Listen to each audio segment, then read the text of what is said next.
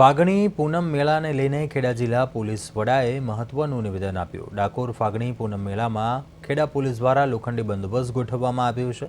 ડાકોરમાં હોળી ધૂળેટીના મેળાને લઈને ખેડા જિલ્લા પોલીસ વડા વિજય પટેલે મહત્વની જાહેરાત કરી।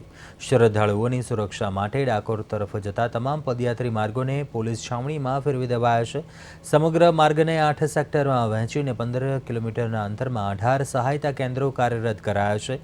સુરક્ષા માટે 108 સીસીટીવી, 2 ડ્રોન અને ખાસ કંટ્રોલ રૂમ દ્વારા બાદ નજર રાખવામાં આવશે। આ સાથે જ બીડીએસ, ડોગ સ્ક્વોડ, ક્યુઆરટી જેવી સ્પેશિયલ ટીમો પણ તૈનાત રહેશે। એસપીએ જણાવ્યું, લાઉડસ્પીકર પરના પ્રતિબંધનું કડક પાલન થશે। મુસાફરોની મદદ માટે પોલીસ દ્વારા વોટ્સઅપ હેલ્પલાઇન નંબર પણ જાહેર કરાયો છે।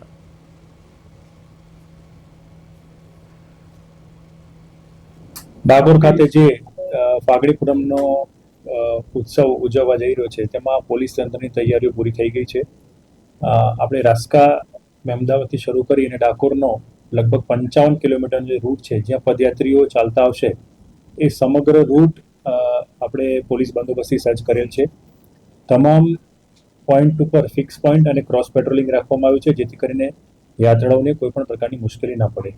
સમગ્ર રસ્તા ઉપર તેમજ ડાકોરમાં કુલ મળીને ટોટલ 18 જેટલા પોલીસ સહાયતા કેન્દ્ર બનાવવામાં આવી છે જેના પર પીએ સિસ્ટમ દ્વારા લોકોને માહિતી આપવામાં આવશે।